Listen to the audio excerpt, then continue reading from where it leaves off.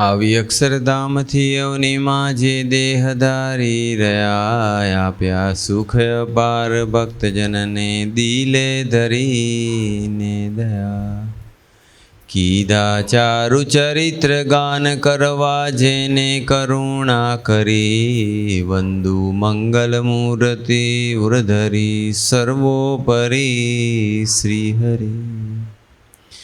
જેના દિવ્ય સુદિવ્ય જે ચરિતમાં વિલસી હરિ તો રહ્યા, સંબંધે થઈ શૂન્ય જે વિચરતા દાસત્વ ધારી રહ્યા. આપે અક્ષર સુખ ભક્તજનને સુહૃદ બની સર્વદા, એવા સ્વામી પ્રબોધદાસ ગુરુને ભૂલકા સહુ સેવતા. સજાનંદ સ્વામી મહારાજની જય. ગુરુ હરિ હરિપ્રસાદ સ્વામીજી મહારાજની જય. પ્રગટ ગુરુ હરિ પ્રબોધ સ્વામીજી મહારાજની જય. હરિ પ્રબોધમ પરિવારની જય જય જય. દાસના દાસ થવાની જય જય જય.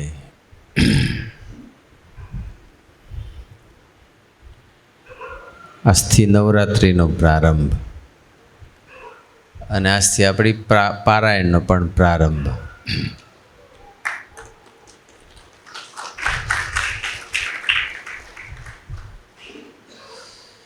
અત્યારે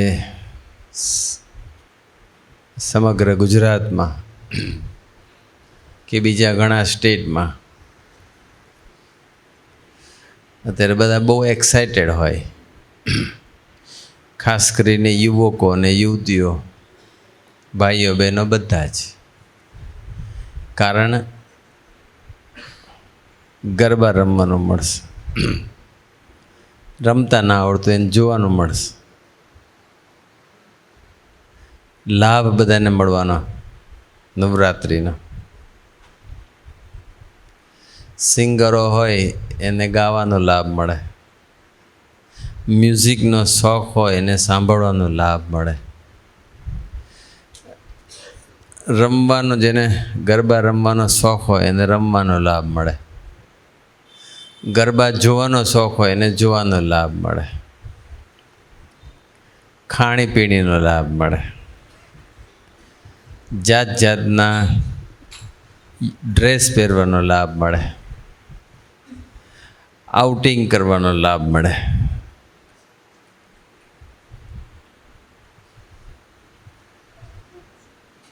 આ લોકોને શું અહીં લાભ લેવા આવ્યા?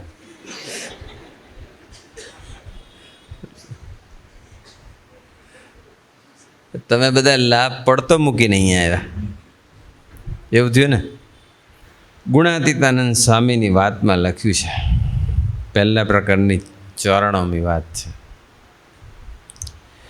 સ્વામિનારાયણ હરે સામે વાત કરી છે, આ તો બહુ મોટો લાભ થયો છે, બહુ મોટો લાભ. આપણને જે લાભ મળ્યો છે બહુ મોટો એટલે બહુ મોટો એટલે બહુ મોટો, એ બહુ મોટો બહુ મોટો હું 1000 વખત બોલું ને એના કરતાં બી વધારે લાભ છે. પણ મહિમા નથી સમજાણો ને એટલે લાભ જેવું લાગતું નથી. જેને જેનો મહિમા એ વસ્તુની પ્રાપ્તિ થાય એને લાભ જેવું લાગે. ખાવાનો જેને શોખ હોય, ખાવાનો મહિમા હોય એને ખાવાનું મળે તો એને લાભ જેવું લાગે. ગરબાનો શોખ હોય એને ગરબા રમવા જોવા મળે એને લાભ જેવું લાગે. પરદેશનો શોખ હોય ને પરદેશ જવા મળે એને લાભ જેવું લાગે. લોભી હોય ને એની વૃત્તિ ધન છે એને ધન મળે તો એને લાભ જેવું લાગે. કામી હોય એને સ્ત્રી મળે, કામી સ્ત્રી હોય એને પુરુષ મળે એને લાભ જેવું લાગે. સાચો લાભ એ નથી. ખરેખરો લાભ કોને મળ્યો છે? આપણને મળ્યો છે. બહુ મોટો બહુ મોટો બહુ મોટો લાભ મળ્યો છે, પણ ઊંઘમાં જાય છે. કોણ લખે છે? ગુણાતીતાનંદ સ્વામી, મૂળ અક્ષર મૂર્તિ, અનાદિ મૂળ અક્ષર. સાકાર બ્રહ્મ, બ્રહ્મ સિવાય કોઈ ચીજ નથી. સમગ્ર સૃષ્ટિ બ્રહ્મને લઈને છે. વૃક્ષોમાં જે લીલોતરી છે, વરસાદ પડ્યો, બધે પાણી આવ્યું, બધે લીલુંછમ થઈ ગયું છે. જે જગ્યાએ પર્વતો હશે, જમીન હશે, ત્યાં બધે લીલું લીલું થઈ ગયું. કેટલાય ધોધ લાઈવ થઈ ગયા, નદીઓમાં પાણી આવી ગયું, ડેમમાં પાણી ભરાઈ ગયું. કેટલી જગ્યાએ એવો અદ્ભુત નજારો થઈ ગયો. કોને લઈને? વરસાદ પડ્યો એ લૌકિક રીતે જવાબ સાચો છે. અક્ષર બ્રહ્મને લઈને છે. ગ્રીનરી કોને લઈને છે? અક્ષર બ્રહ્મને લઈને. ફળોમાં રસ કોને લઈને છે? અક્ષર બ્રહ્મને લઈને છે. રાઈટ. ફૂલોમાં જે સુવાસ છે એ કોને લઈને છે? રાઈટ. વરસાદ તો પડે છે ઉપરથી, પણ ગુલાબની સ્મેલ જુદી, મોગરાની જુદી, જાસ્મીનની જુદી. રાઈટ. અલગ અલગ સ્મેલ છે ને. એક જ જગ્યાએ અલગ અલગ ઝાડ વાવ્યા હોય, ચીકુ હોય, લીંબુ હોય, લીમડો હોય, આંબો હોય, અલગ અલગ છોડ કે ઝાડ વાવ્યા હોય, તો લીંબુમાં જે એને પણ સેમ જમીન, સેમ પાણી, સેમ સનલાઇટ મળે છે, સૂર્યનો પ્રકાશ, છતાં પણ એના લીંબુ કેવા હોય છે? લીંબુનો ટેસ્ટ ખાટો, ચીકુ મીઠો, લીમડો કડવો. કેમ એવું? અક્ષર બ્રહ્મને લઈને છે. બધું જ અક્ષર બ્રહ્મને લઈને છે. અનાજની અંદર જે કંઈ મીઠાશ હોય, ઘઉં, બાજરી, ચોખા, જુવાર, દરેકનો ટેસ્ટ જુદો છે, એની મીઠાશ અલગ અલગ છે, વેરાયટી છે બધી. કોને લઈને છે? અક્ષર બ્રહ્મને લઈને છે. બસ એ અક્ષર બ્રહ્મની આપણને પ્રાપ્તિ થઈ છે. એટલે બહુ મોટો લાભ થયો છે. આપણે જો મહિમાની વાતો ઘણી કરીશું. આજે પહેલો દિવસ છે. આજે તો એ સમજવું છે કે મહિમા શું કામ સમજવું જોઈએ, અને પછી મહિમાની વાતો, અને પછી પ્રબોધ સ્વામીજી મહિમાની જે ડેફિનેશન કરી છે એ આખી જુદી છે, પરફેક્ટ છે. એ આપણે સમજીશું, કાલે સમજીશું. આજે એ સમજીએ why one should understand the glory of God. Purushottam Narayan or Akshar Brahm. શા માટે મહિમા સમજવું જોઈએ? બહુ મોટો લાભ મળ્યો છે, પણ બધું ઊંઘમાં જાય છે. તે શું છે? ઊંઘમાં જાય એટલે શું? તો કે વિષયમાં સુખ નિરંતર વર્તે છે. બસ આ બધાને કેમ અમુક નથી આવતા? વિષયમાં સુખ છે. જોવાનું સુખ, સાંભળવાનું સુખ, સ્પર્શ કરવાનું સુખ, રાઈટ, ખાવાનું સુખ, સૂંઘવાનું સુખ. પંચ જ્ઞાનેન્દ્રિય ભગવાન આપીશ. કોટી જન્મથી, કોટી કલ્પથી વિષય તરફનો ઢાળ છે.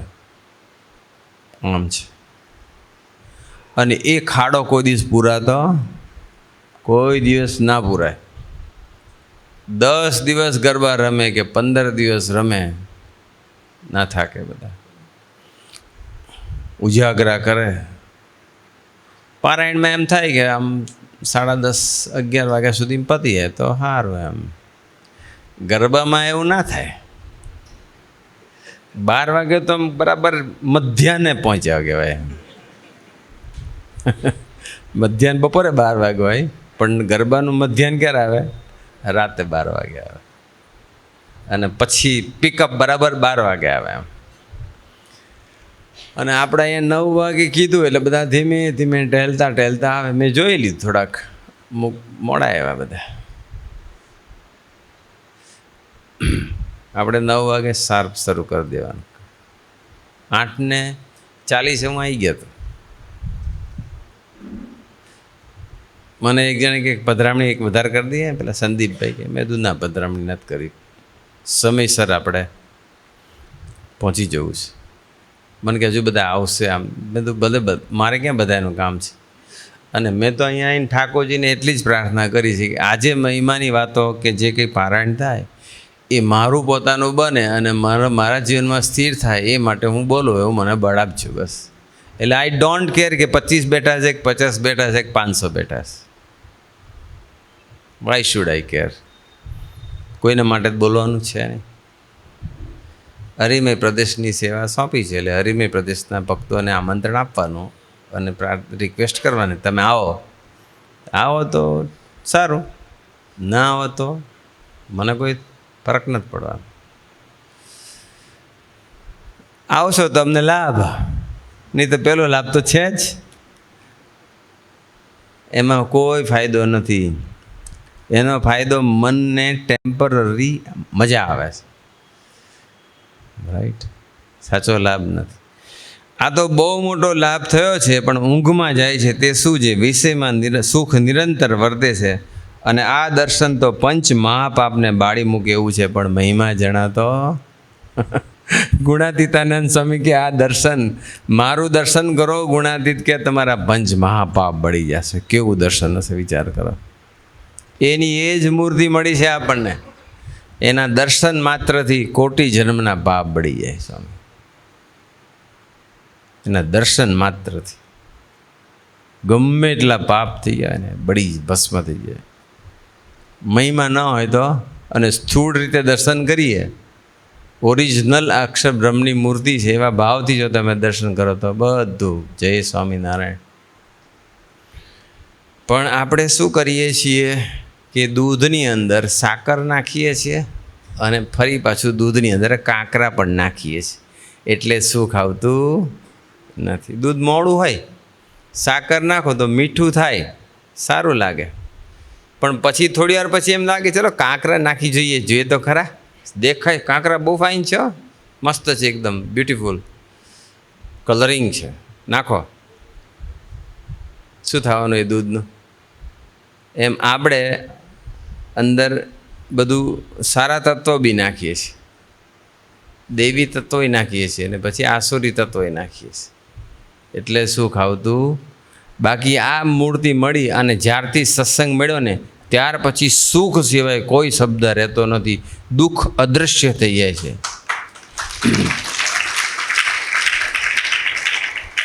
પણ પ્રોબ્લેમ શું છે? આ છે વિષયમાં સુખ નિરંતર વર્ત્યા કરે છે. બસ ખાવાનું, જોવાનું, સાંભળવાનું, બસ એમાંથી જીવ નવરો જ પડતો નથી. ભૂતકાળમાં સત્સંગ નહોતો અને જે બે એન્જોય કરી લીધો હોય અને આજ દિન સુધીમાં જે કરી લીધો હોય ભલે કર્યો. હવે આપણે જાગ્રત રહેવું છે. બસ આ લાભ મળ્યો છે ને, ગુણાતીતાંશની વાતમાં લખ્યું કરોડ રૂપિયા ખર્ચતા પણ આવા સાધુ મળે નહીં. કેટલા કરોડ? ક્યારના? 200 વર્ષ પહેલાંની વાત છે. 200 વર્ષ પહેલાંની વાત. કરોડ રૂપિયા. પ્રભુ સાંઈ કહેતા કે હું જ્યારે યુવકમાં હતો ત્યારે મને યાદ છે કે પેટ્રોલનો ભાવ 1 રૂપિયા 40 પૈસા હતા. અત્યારે કેટલા થઈ ગયા? 90-95 થઈ ગયા ને. જ્યારે યોગી મહારાજ બોલ્યા કે યોગી મહારાજ શું બોલ્યા? 25,000 રૂપિયાનો ફાયદો થતો હોય તો જતો કરીને પણ સભા ભરવી. પ્રભુ સાંઈ કે એ જ્યારે બાપા બોલ્યા હતા ને ત્યારે એ અરસામાં, એટલે કે હું જ્યારે નાનો હતો ત્યારે પ્રભુ સાંઈનો જન્મ 1953માં થયો. 52-55માં કે જ્યારે બી બાપા બોલ્યા હશે ત્યારે એનો ભાવ પ્રભુ સાંઈ કે મને યાદ છે નાના હતા ત્યારે એટલો ભાવ કંઈક ચાલતો હતો 1 રૂપિયાનો. મને એટલું યાદ છે કે હું જ્યારે જોબ કરતો ને ત્યારે 15 રૂપિયાનો ભાવ હતો. લ્યુના હતું એક ભાઈ, પછી બજાજ સુપર લીધું, 15 રૂપિયા લીટર.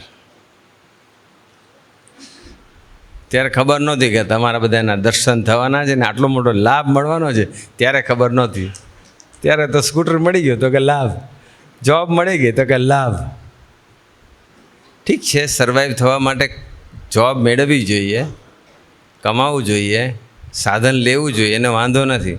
પણ જે લાભ મળ્યો છે ને એને ભૂલી નહીં જવાનું. કરોડો રૂપિયા ખર્ચતા પણ આવા સાધુ મળે નહીં, કરોડ રૂપિયા દેતા પણ આવી વાતું મળે નહીં, અને કરોડ રૂપિયા આપતા પણ મનુષ્ય દેહ મળે નહીં આપણને. કરોડ રૂપિયા ખર્ચતા જે સાધુ ન મળે એ આપણને મળ્યા. અને આપણે પણ કરોડો જન્મ થઈ રહ્યા છે, પણ કોઈ દિવસ આવો લાભ મળ્યો. અને આવા જો સાધુ ને આવો લાભ ને આવો સત્સંગ મળ્યો તો પછી જન્મ ધરવા પડે, કરોડો જન્મ વિચારને પામવું પડે આપણે. પણ એટલો બધો ગ્રહસ્થ માત્ર એટલા બધા વ્યવહાર પ્રધાન હોય ને, એ વ્યવહારમાંથી નવરાજ ના પડે. એટલે લાભ છે ને ભૂલી જવાય છે બસ. એટલે ભગવાનનો મહિમા આપણે સમજવો છે બસ. આ દર્શને તો પંચ મહાપાપને બાળી મૂકે એવું છે, પણ મહિમા જણાતો નથી. એ બીજી બી વાતમાં લખ્યું છે ને કે આવા સાધુને મનમાં સંભાળીએ તો મનના પાપ બળી જાય, અને વાતો સાંભળીએ તો કાનના પાપ બળી જાય, અને દર્શન કરીએ તો આંખના પાપ બળી જાય. એમ મહિમા જાણો બસ.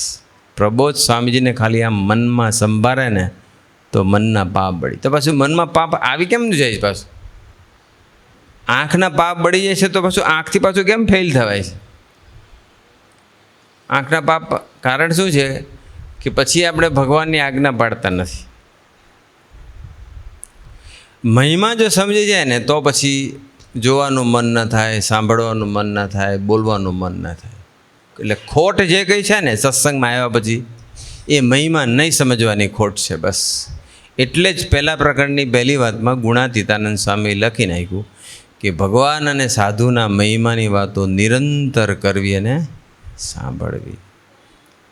નિરંતર, ખાલી નવરાત્રિના 10 દિવસ માટે નહીં.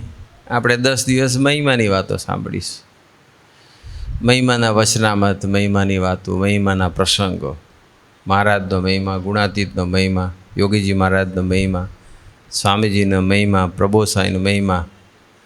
નિરંતર મહિમા તો કેવું છે કે ભગવાન સ્વામિનારાયણે કહી દીધું કે મારા મહિમાના પારને તો હું પણ પામી શકતો નથી. 10 દિવસમાં તો પણ હું પાર પામવા. પણ મહિમા નથી સમજતા તો થોડો ઘણો જો મહિમા સમજીશું તો કંઈક પાછું વળાશે બસ. ત્યારે આપણને સમજાશે. ઓહો, અત્યારે આપણને સમજાતું નથી, પણ ભવિષ્યમાં જ્યારે આપણે મહિમા સમજાશે ને ત્યારે આપણે થશે ઓહો, આટલી બધી અદ્ભુત પ્રાપ્તિ મને થઈ છે, આવા મને ભગવાન મળ્યા છે. ભગવાન પૃથ્વી પર આવે અને મનુષ્ય દેહધારી થાય ને ત્યારે મનુષ્યની જેવી જ ક્રિયાયોગો કરે, મનુષ્યની માફક જ વર્તે. પણ તે વખતે આપણે ભૂલી જવાય છે બસ, ભૂલી જવાય છે. બ્રહ્મા જેવા બ્રહ્માને પણ કૃષ્ણ પરમાત્માના જ્યારે નાના બાળ સ્વરૂપે જ્યારે કાનુડાના દર્શન કર્યા ત્યારે બ્રહ્મા જેવા બ્રહ્માને પણ થઈ ગયું કે આ તો ગોવાળિયો લાગે છે. માટી જમનાના કિનારે માટી મોઢામાં મૂકી તો કે ભગવાન માટી ખાતા હશે? નોય ગોવા, આ નોય કાનુડા, તો કે ગોવા. ભગવાન જ્યારે મનુષ્ય ચરિત્ર, મનુષ્ય જ્યારે દેહ ધારણ કરે ને તો મનુષ્યના જેવા જ ચરિત્ર કરે, ભાઈ જુદા ના કરે. એટલે આપણને સુવાણ થાય છે. આપણી જેમ ખાય, પીવે, બોલે, ચાલે, બધી જ ક્રિયાઓ આપણા છે.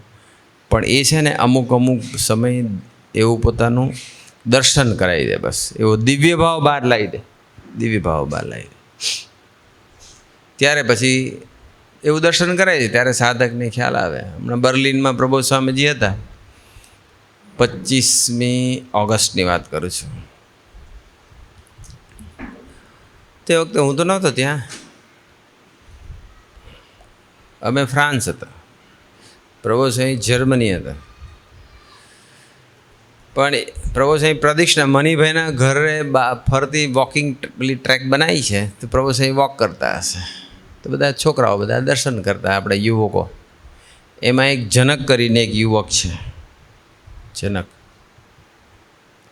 એ પહેલાં એના મધરની વાત કરી લો. એમના મધર મુંબઈમાં છે, સાંતાક્રુઝ રહે છે.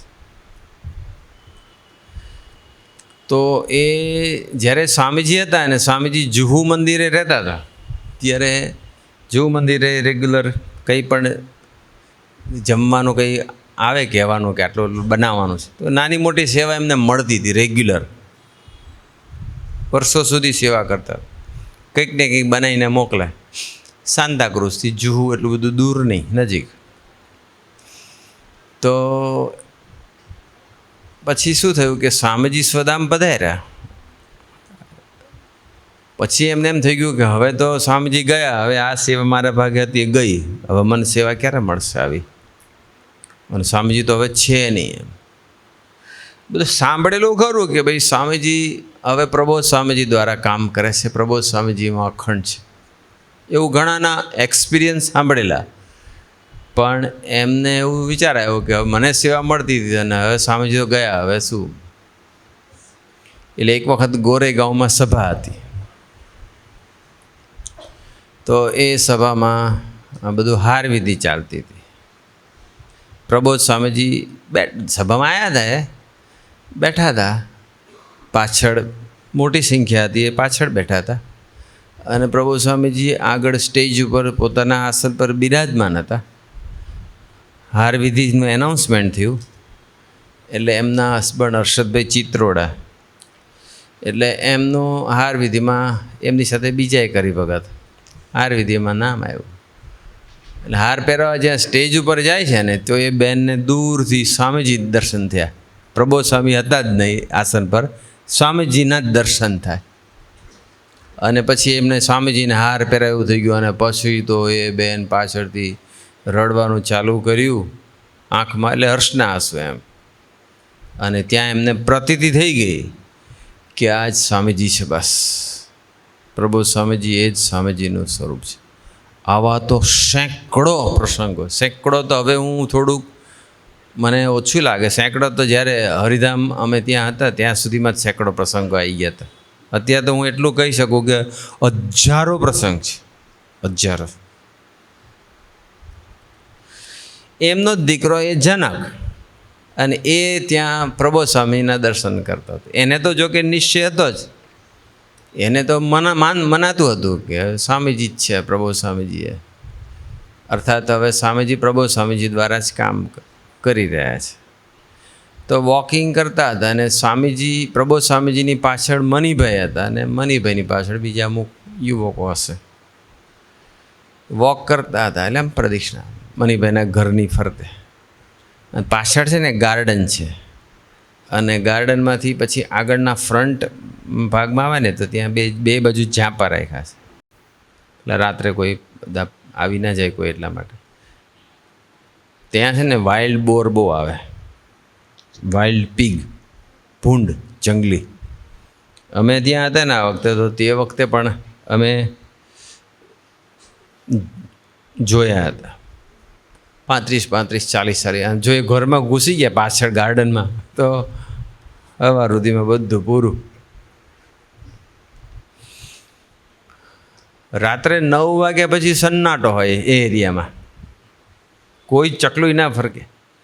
અને પ્રબોધ સ્વામી રાત્રે 11:30 વાગે વોક કરવા નીકળે, અહીં પાછા આમ દૂર જાય. બસ પછી 4 દિવસ હું નહોતો, 24 થી 28, પછી 28થી છે ઓનવર્ડ્સ પછી હું સાથે હતો.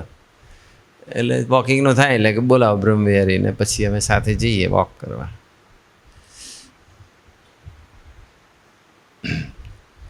પણ એ દિવસ દરમિયાન એ સવારે ત્યાં વોક કરે મનીભાઈના ઘર પર, રાત્રે બહાર જાય. દિવસમાં 3 વખત વોક કરી કાઢે, 20-20 મિનિટ. પછી પ્રબોધ સ્વામીજી પ્રદક્ષિણા કરતા હતા મનીભાઈના ઘરે, અને આમ પેલા આમાંથી ઝાપામાંથી આમ બહાર આવીને આમ આગળ આવે. બહુ ગ્રીનરી, બહુ ઝાડ ને બધું બહુ ત્યાં. આપણે એટલી બધી ગ્રીનરી નહીં અહીંયા ગુજરાતમાં, ત્યાં બહુ, યુરોપમાં બહુ જ ગ્રીનરી. તો પ્રબોધ સ્વામીજી પછી એક સમય એવો થયો કે પ્રબોધ સ્વામી જેવા આવ્યા, અને ત્યાં પ્રબોધ સ્વામીની આગળ સ્વામીજી ચાલે, એમની પાછળ પ્રબોધ સ્વામી પાછળ મનીભાઈ ને એ રીતે બધા ચાલે. તો એને લિટરલી સ્વામીજીના આમ નરી આંખ્યો, સ્વપ્નમાં નહીં, જાગ્રત. જનકે આખો પ્રસંગ અમારી સાથે શેર કર્યો કે સ્વામીજી ચાલે. એટલે આવું તો કેટલા બધાને પ્રતીતિ કરાવી છે, એટલો બધો લાભ મળ્યો છે આપણને, એટલો બધો લાભ, મહાલાભ મળ્યો છે. પણ બધું ઊંઘમાં જાય છે. તો ઊંઘ શું? તો તો કે પંચ વિષયમાં નિરંતર સુખ વર્તે છે એ આપણા માટે ઊંઘ છે. એટલે મહારાજ ગુણાતીતે કીધું મહિમા નિરંતર, મહિમાની વાતો નિરંતર કરવી ને સાંભળવી. અને મહારાજ તો પોતાનું અક્ષરધામ, પાર્ષદ અને પોતાનું સમગ્ર ઐશ્વર્ય તે લઈને અહીં પધાર્યા છે તે એવા ને એવા છે. દેહ મૂકી જેને પામવા છે ત્યાં જ દેહ છતાં મળ્યા. આ લીટીનો વિચારતા કરો. દેહ મૂકીને જેને પામવાના છે, દેહ મૂકીને અક્ષરધામમાં જઈશું અને જે મૂર્તિના આપણે દર્શન કરવાના છે એ આપણને મળી ગયા છે. જો આપણું તો કલ્યાણ થઈ ચૂક્યું છે. જેને પ્રગટ ભગવાન મળ્યા ને એનું કલ્યાણ થઈ ચૂક્યું છે. કલ્યાણમાં કોઈ ખામી નથી. એક વાતમાં લખ્યું છે કે આપણને ભગવાન મળે એટલે આપણું કલ્યાણ થઈ ચૂક્યું છે. હવે કરવાનું કાંઈ બાકી નથી. હવે તો એકબીજાના ગુણાનો વાત કહેવાને સાંભળવા, બસ આટલું જ કરવાનું છે. પણ પાછી માથા કૂટે છે કે ગુણ બી ગાય ને અવગુણ બી લે. પાછા ગુણ બી ગાય છે, અવગુણ બી લે છે. એટલે જ આપણે સુખ નથી આવતું. ભગવાનને અંદર જીવમાં ઘાલીએ છીએ ને પાછું વિષયને ઘાલીએ છીએ. દૂધમાં મોરસ બી નાખીએ છીએ, દૂધમાં કાંકરા બી નાખીએ છીએ. એટલે સુખ આવતું હવે નક્કી કરવું પડે. પણ એવું કેમ થાય છે? શા માટે કાંકરા જાય છે? શા માટે વિષય જાય છે અંદર? શા માટે ગંદકી નાખવાનું મન થાય છે? શા માટે હજુ સુધી જે વિષયની અંદર સુખ છે એવી તો કોઈ મોટાએ કલમ લખી જ નથી. અને બ્રહ્માંડમાં કોઈ એવું વિષય મેળવીને પ્રાપ્ત કરીને પછી એ ધનનું હોય, સ્ત્રીનું હોય, વસ્તુ પદાર્થનું હોય કે કોઈ પણ રીતનું હોય, પ્રોપર્ટીનું હોય, ગમે તેવું એ સુખ એ મેળવીને કોઈ સાચા અર્થમાં સુખી થયું એવું કોઈ એક્ઝામ્પલ બી નથી. પણ એક ખોટો એક બ્રહ્મ એવો ઘૂસી ગયો છે અને એક એવું અજ્ઞાન પેસી ગયું છે, એક અવિદ્યા એવી પેસી ગઈ છે, એ હજુ નીકળી નથી. એટલે એમ થાય છે કે ચાલ ને હું પણ થોડોક વિષયનો ભોગવી લઉં, હું પણ થોડું સુખ લઈ લઉં. તો એનું શું કારણ? કે પૂર્વે જેટલો વિષયનો મહિમા સમજાણો છે એટલો આજ પ્રગટ ભગવાન મળ્યા છે એનો મહિમા સમજાણો નથી. હજુ પેલું પલ્લું ભારી છે. પ્રગટનો મહિમા જે દિવસે સમજ્યા છે, ભગવાનનો મહિમા જે દિવસે સમજ્યા છે, આપણને જે પ્રાપ્તિ થઈ છે એનો જ્યારે મહિમા સમજાશે અને એ પલ્લું જ્યારે નમી જશે અને પહેલું પલ્લું ઉચકાઈ જશે પછી વિષયમાં માલ મનાશે. તો એનો અર્થ એવો થયો કે જ્યાં સુધી વિષયમાં માલ મનાય છે અને વિષયને મેળવવા માટે બધા પ્રયત્નો થાય છે અથવા ભગવાનને મૂકીને વિષય તરફ દોડાય છે, તો એનો અર્થ એટલો થયો કે હજુ ભગવાનનો મહિમા સમજાણો નથી. જે દિવસે વિષયમાંથી આપણી આસક્તિ ટળી ગઈ તે દિવસે મહિમા સ્થિર થયો જાણો. જે દિવસે માન મોટપ માટેના વલખા બંધ થઈ ગયા તે દિવસે મહિમા સમજાણો, એવું સમજવાનું આપણે. હજુ માન મોટપ ગમે છે, કોઈ વાવા કરે ગમે છે, આપણા ગુણગાન ગમે છે, હજુ ભગવાનનો મહિમા નથી સમજાણો. હજુ વિષય માટે વલખા મરાય છે, વિષયમાંથી આસક્તિ ટળી નથી. પુરુષનું મન સ્ત્રીમાં ખેંચાય ને સ્ત્રીનું મન પુરુષમાં ખેંચાય. એ બંનેને હજુ ભગવાનનો મહિમા સમજાણો નથી. આ તો હું તમને એ સમજાવવા માગું છું શરૂઆતમાં કે મહિમા ખરેખર આપણે ઘણી વાર એવું માનતા મને તો મહિમા છે જ ને એટલે તો હું આવું છું સભામાં, મને તો મહિમા છે એટલે તો હું 10 અંશ 20 અંશ કાઢું છું કે સેવા કરું છું. એ તો સ્વામી મહિમાની સામાન્ય શરૂઆત છે. ખરેખરો મહિમા હોય તો વિષયમાંથી આસક્તિ ટળી જાય. ખરેખર મહિમા હોય ને તો સ્વભાવની પૂર્ણાહુતિ થઈ જાય. હજુ સ્વભાવ નડે છે આપણને, કામની વૃત્તિ ભજવે છે, ક્રોધ હજુ આવી જાય છે, હજુ માન નડી જાય છે, હજુ ઈર્ષ્યા ભજવે છે, હજુ જિદ્દીપણું ગયું નથી, હઠ ગઈ નથી, હજુ સાત્વિકતા રહી ગઈ છે, હજુ ભક્તોનો અભાવ આવે છે, હજુ ભજનમાં સુખ નથી આવતું, મહિમા નથી સમજાણો. પહેલાં તો હું તમને એ પ્રૂવ કરવા માગું છું કે તમને મહિમા સમજાણો છે કે નથી સમજાણો. એટલે આજે તમે એવું માનશો કે ખરેખર મહિમા તો નથી સમજાણો, તો પછી તમને હવે મહિમાની વાતો સાંભળવામાં કોન્સન્ટ્રેશન રહેશે. પણ આપણે બધાએ આવો મહિમા સમજવો પડશે. મહિમા જો સમજાઈ જાય,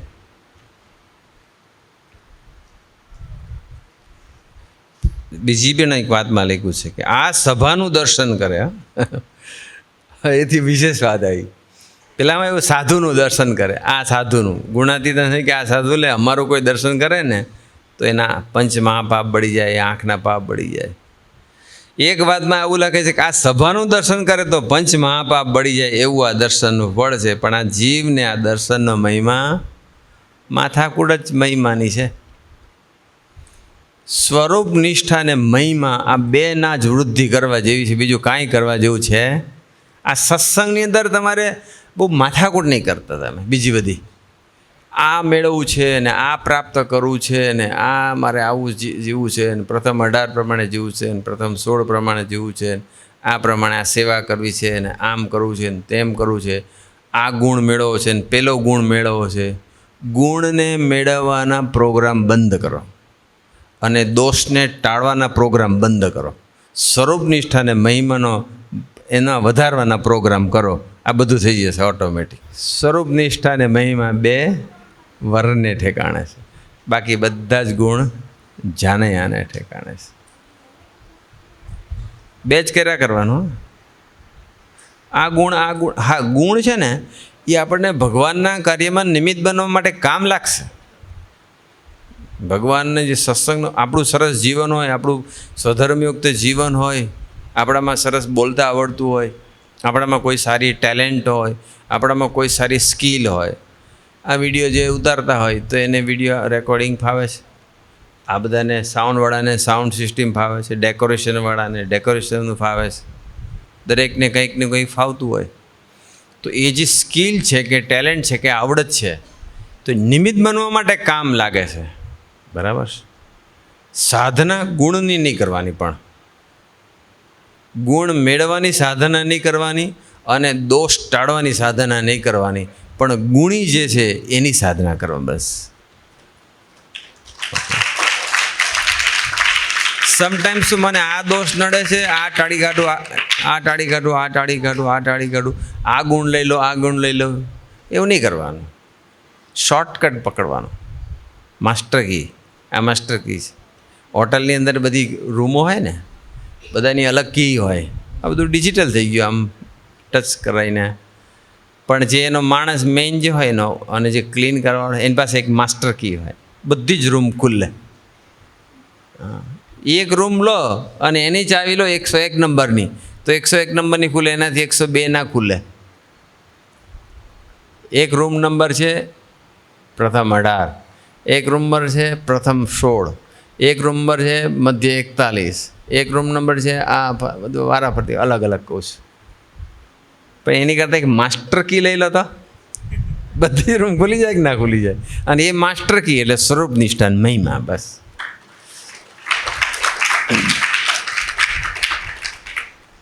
એટલે કોઈ ગુણ મેળવવા નથી, આપશે ભગવાન જરૂર હશે એટલે. અને સમટાઈમ્સ કેવું છે કે કોકને એવું હોય કે આ બહુ મસ્ત સ્પીચ આપે છે, આ વક્તા બહુ સરસ છે, એટલે એને એમ થઈ જાય બેઠા બેઠા કે આ વક્તા સરસ છે અને એના પ્રવચનમાં બધા આવે છે અને એના પ્રવચન બધાને ગમે છે, તો હું પણ ટોપ વક્તા થઈ જાઉં. બસ. કારણ કે ભાવના ખરાબ છે એકચ્યુઅલી.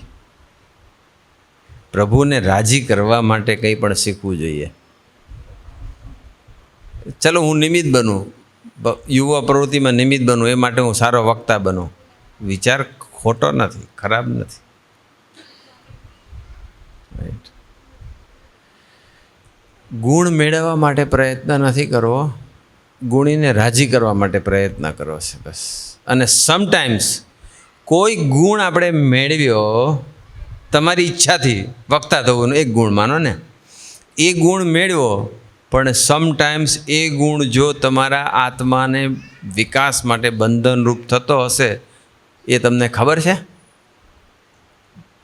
કારણ કે હું માનો કે વક્તા બન્યો અને વક્તા બનીને પછી હું જ મારા પ્રવચનથી હું મારો ઈગોને બૂસ્ટઅપ કરું, બીજાને સમજાવી દેવાની ભાવનાથી બોલું, અહંકારથી બોલું. વક્તા વાણી એવી વસ્તુ છે કે વાણીથી અહમની વૃદ્ધિ બી થાય અને વાણીથી અહમ તૂટે બી ખરો. પણ એવા કેટલા વક્તા હશે આ બ્રહ્માંડની અંદર કે પોતાની વાણીથી પોતાનો અહમનું વિસર્જન કરતા હશે. સાત્વિક અહમનું પોષણ જ થયા કરતું હોય અને એમાં પછી એ પ્રવચન કરે, થોડું તૈયારી કરીને ગયો હોય ને થોડુંક એને વાકચાતુર્ય હોય ને વક્તૃત્વ સ્પર્ધામાં ભાગ લીધેલો હોય ને બોલતા આવડી ગયું હોય, પ્રેક્ટિસ હોય ને પછી 2-5 જણા ગુણગાન ગાય કે હા તમારું પ્રવચન એટલું મસ્ત હતું, કાલે તું જોજે ને આથી ચડશે, પતી ગયું. એટલે એ પ્રવચન ઓડિયન્સને કામ લાગ્યું પણ એને કામ લાગ્યું નહીં લાગ્યું. એટલે આ બધા સાધન કરવા કરતાં સાધન કરવા જેવું શું છે? સ્વરૂપનિષ્ઠા મહિમા વધારો, બસ.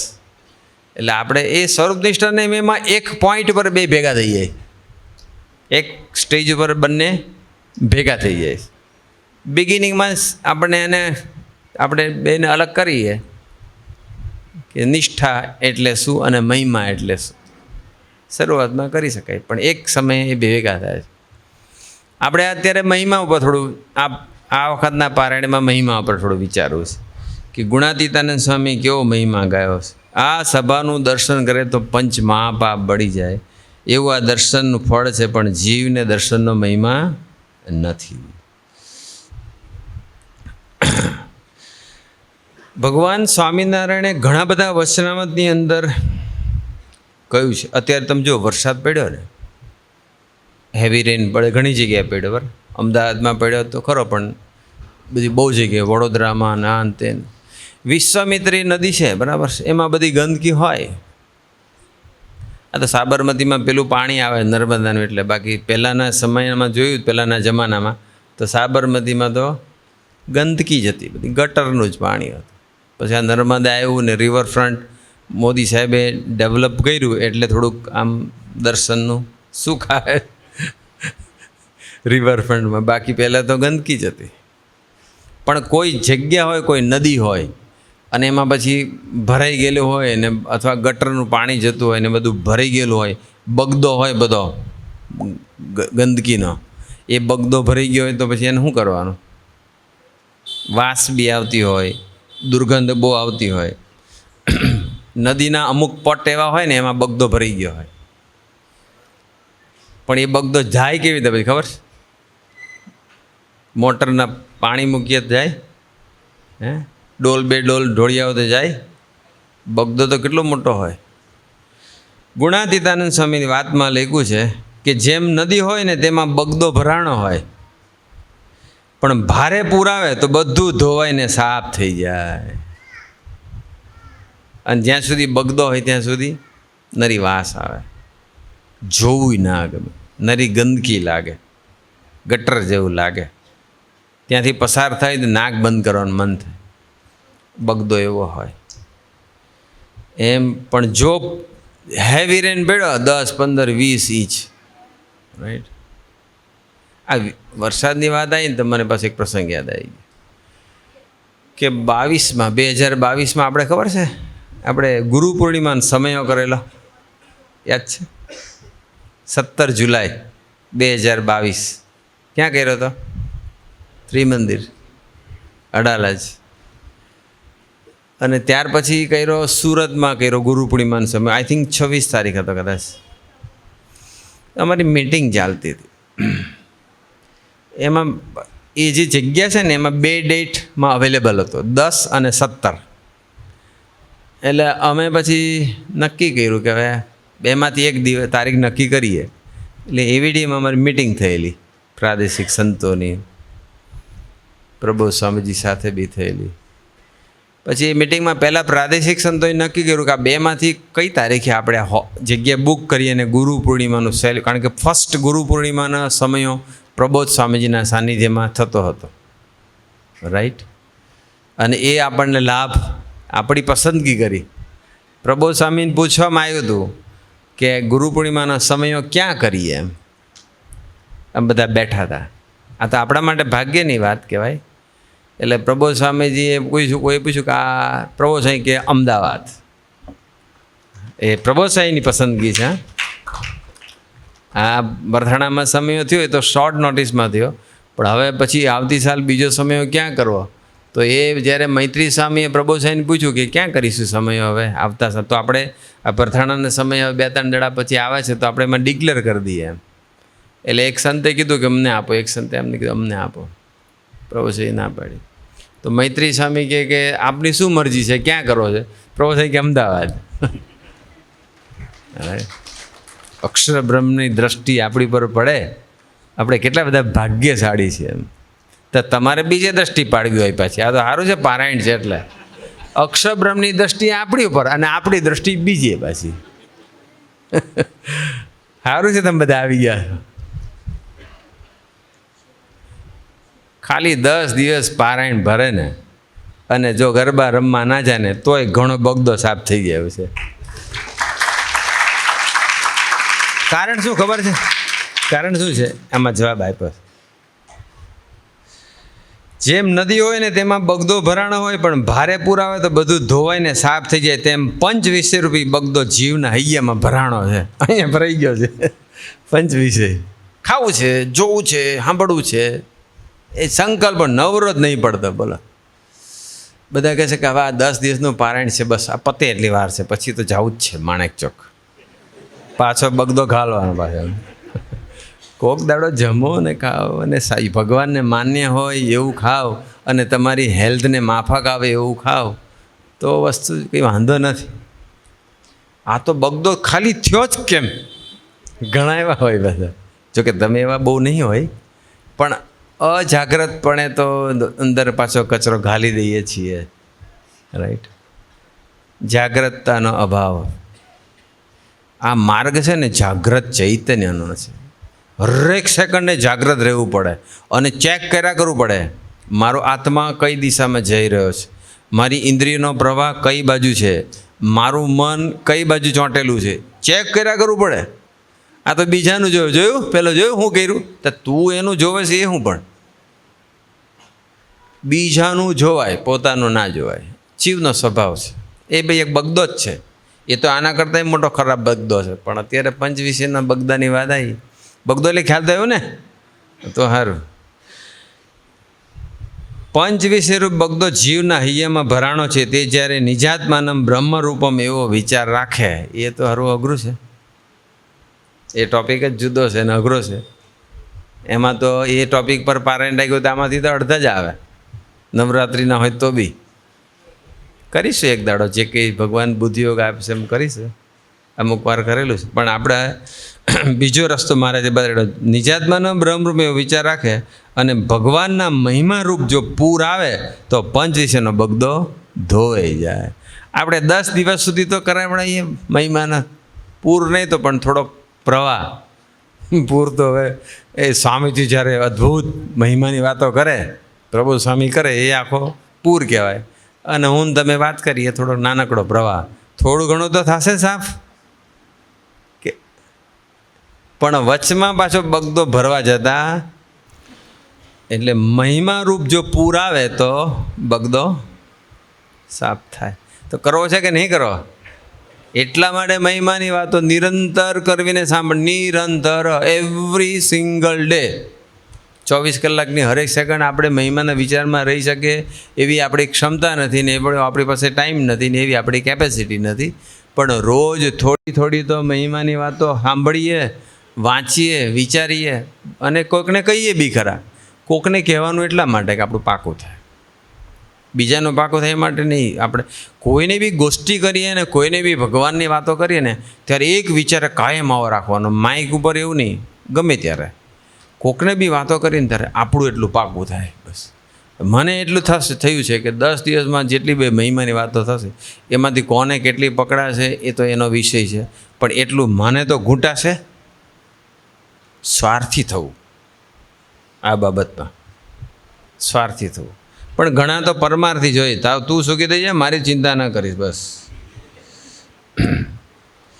જો મેં તમને કીધી ને વાત આવી, જેને ભગવાન મળ્યા છે તે કહે છે જેને ભગવાન મળ્યા છે એ ભગવાન કહે છે કે સાધન માત્ર પૂરા થઈ રહ્યા છે. કયું સાધન બાકી? ચાલો મને કહો. હું નહીં બોલતો. 16મા પ્રકરણની 91મી વાતની અંદર ગુણાતીતાનંદ સ્વામી એવું કહે છે, જેને ભગવાન મળ્યા છે તે કહે છે જે સાધન માત્ર પૂરા થઈ રહ્યા છે. પૂરા થઈ રહ્યા સાધન માત્ર, કોઈ સાધન બાકી નથી. હવે તો ગુણાનો વાત કહેવાને સાંભળવા બસ, પણ કોઈનો અવગુણ લેવો નહીં અને અવગુણની વાતો સાંભળવી એ આપણે પાછો બગદો બીજો મોટો છે ખતરનાક, એ આપણે બગદો કાઢવાનો છે, પણ પહેલાં આ તો કાઢીએ. હવે મહિમાને આપણે શા માટે સમજવું જોઈએ એ આપણે થોડું સમજીએ. મહિમા સમજવાથી શું ફાયદા થાય છે, અથવા તમે મને એમ કહો ને કે મારે આ ફાયદો જોઈએ છે સ્પિરિચ્યુઅલી, તો એ મહિમાથી થતો હશે ગેરંટી. દાખલા તરીકે મને વાસના નડે છે, અથવા મને વિષયમાંથી વૃત્તિ ટળતી નથી, એ મહિમાથી જશે. દાખલા તરીકે એમ કહો કે મને આ સ્વભાવ મને બહુ નડે છે, મારો આ સ્વભાવ, મને માન નડે છે, મને ઈર્ષા નડે, એ મહિમાથી જશે.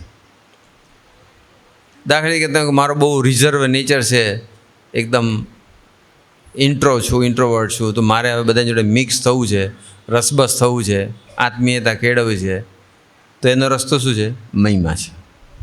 એવું હું વસ્ત્રમતના આધારે થોડુંક સમજવા પ્રયત્ન આપણે કરીએ. બધું જ છે, આ કોઈ પણ સ્પિરિચ્યુઅલ કંઈ પણ તમારે પ્રાપ્ત કરવું છે ને, એ મહિમાથી થાય છે. બોલો, વાસનાને નિર્મૂળ કરવાનો ઉપાય મહિમા, એટલે કે વિષયમાંથી પાછા વળવાનો ઉપાય મહિમા છે. સત્સંગમાં ગાઢ પ્રીતિ કેમ થતી નથી? તો એ મહિમા નથી સમજાણો એટલે. પહેલાં જ વતનાથમાં કહી દીધું છે ભગવાન સ્વામિનારાયણ. નાના નિર્વિકરણ સ્વામીએ પ્રથમના 78માં પૂછ્યું કે ભગવાનનો નિશ્ચય છે, પણ અસદવાસના કેમ ટળતી નથી? અસદવાસના, સદવાસના એટલે પોઝિટિવ, અસદવાસના વિષયની, જગતની, બિનજરૂરી એ વાસના કેમ ટળતી નથી? શ્રીજી મહારાજ બોલ્યા, જે ભગવાનનું મહાત્મ્ય યથાર્થ જાણ્યું નથી એટલે અસદવાસના ટળતી નથી. છે સોલ્યુશન શું આવ્યું? આપણે છે ને થોડા વિચારક થવું પડે કે આટલો મોટો સત્સંગ છે અને આટલા મોટા ભગવાન છે અને એનું આટલું મોટું સુખ છે, તો કઈ એવી ટેકનિક છે કે જે ટેકનિક હું પકડું મને મળે આને આ દેહ કરીને? એ ટેકનિક બીજી કશી જ નથી. સ્વરૂપ નિષ્ઠાન મહિમા પકડો, બસ. બેમાં જ વૃદ્ધિ કરો, બીજું કશું જ ના કરો. બીજા બધા દોષ ને બીજા બધા ગુણની ચિંતા જ ના કરો. બસ કોઈ એચિવમેન્ટ નથી જોતું, આટલું કર્યા કરો એટલે બધું આવી જશે. નિષ્ઠાને મહિમા વધાર્યા કરો, બસ. એક સંદેહ પૂછ્યું કે ભગવાનની ભક્તિ અચળ કે? પ્રતોષાનંદ સ્વામીએ પ્રશ્ન પૂછ્યો પ્રથમના 78માં. ભગવાનની ભક્તિ અચળ કેમ રહે? ઘણા છે ને શરૂઆતમાં ભક્તિ સરસ કરે, બહુ ઉમંગ હોય, હાઈલી એન્થુઝિયાસ્ટિક હોય, ટોપ સુરુચિ હોય, વેરી એક્ટિવ હોય, અને પછી અમુક સમય થાય પછી એને ગોતવો પડે, ખોવાઈ જાય. કેમ એવું થતું હશે? પહેલાં બહુ ભક્તિ કરતો હોય, બહુ દોડતો હોય, મંદિરની સેવા કરતો હોય, સત્સંગની સેવા કરતો હોય, યુવકોની સેવા કરતો હોય, સંતની સેવા કરતો હોય, બધું જ કરતો હોય. જે સેવા હોંપે એ કરે, એટલો બધો ઉમંગી અને ઉત્સાહી હોય. અને એ જે ભક્તિ હોય ને પછી ભક્તિ અમુક ટાઈમે પછી એનું ભક્તિનું પૂર ઓસરી જાય છે, અચળ રહેતી નથી ભક્તિ. તો પ્રતોષાનંદ સ્વામીએ પ્રશ્ન પૂછ્યો કે ભગવાનની ભક્તિ અચળ કેમ રહે? તો એની અંદર પણ એ જ જવાબ આપે છે કે પુરુષોત્તમ ભગવાન તેનો મહિમા અતિશયપણે કરીને સમજે તો ભગવાનની શ્રવણ આદિક જે નવધા ભક્તિ તે અચળ રહે. બસ તમે જુઓ, મેં થોડું વચનામૃતનો સ્ટડી કરીને શોધ્યું કે કઈ કઈ જગ્યાએ મહિમા સમજવો જોઈએ અથવા મહિમાથી બેનિફિટ છે, એ બધું આખું અલગ તાર્યું. મેં એમાંથી થોડુંક જ તમારી સાથે શેર કરું છું, બધું જ નહીં.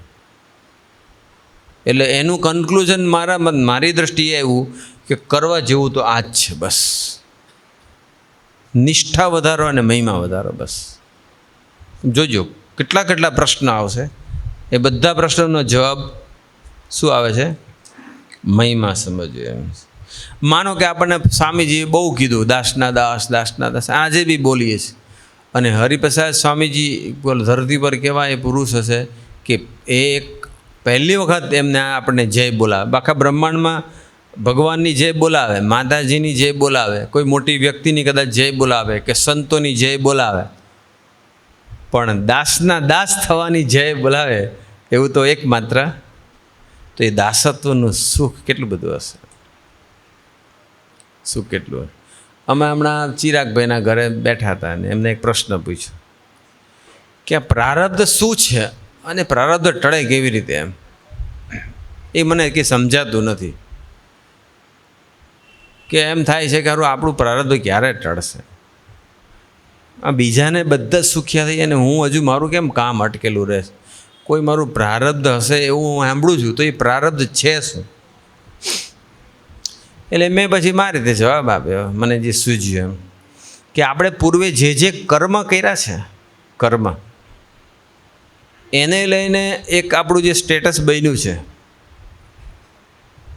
જેને ઇંગ્લિશમાં આપણે ડેસ્ટિની કહીએ છીએ, ગુજરાતીમાં આપણે પ્રારબ્ધ કહીએ છીએ, બેડલક કહીએ.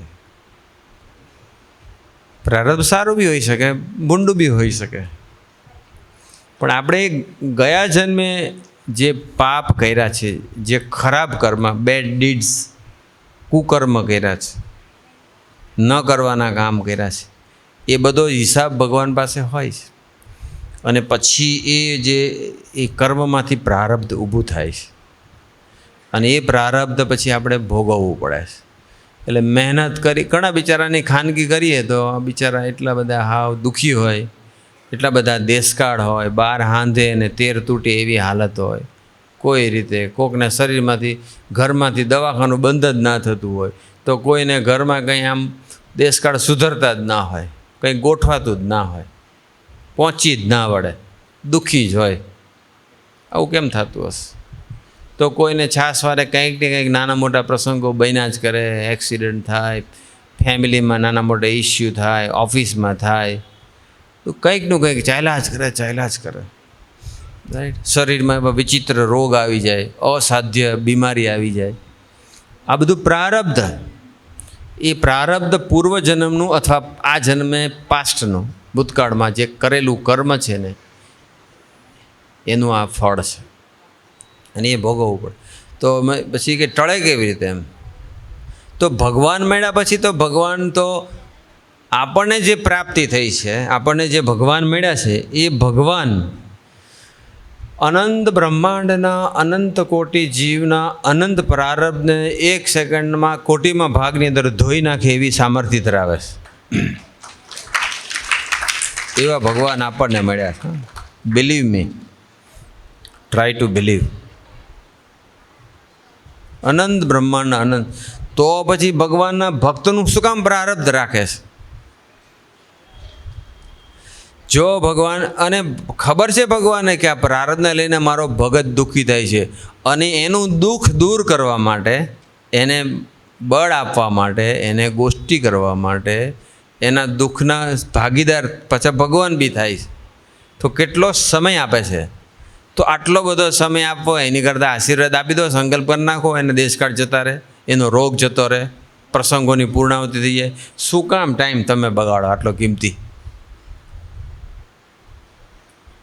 બુદ્ધિથી વિચારીએ તો આવો વિચાર આવે બી ખરા, પણ ભગવાન છે ને જોવે છે કે હું આજે એને આટલા બધા કુકર્મ કર્યા છે અને એને લઈને પ્રારબ્ધ હું જો ધોઈ નાખીશ તો એ કુકર્મ કરવા બંધ કરશે નહીં, ચાલુ રાખશે બસ.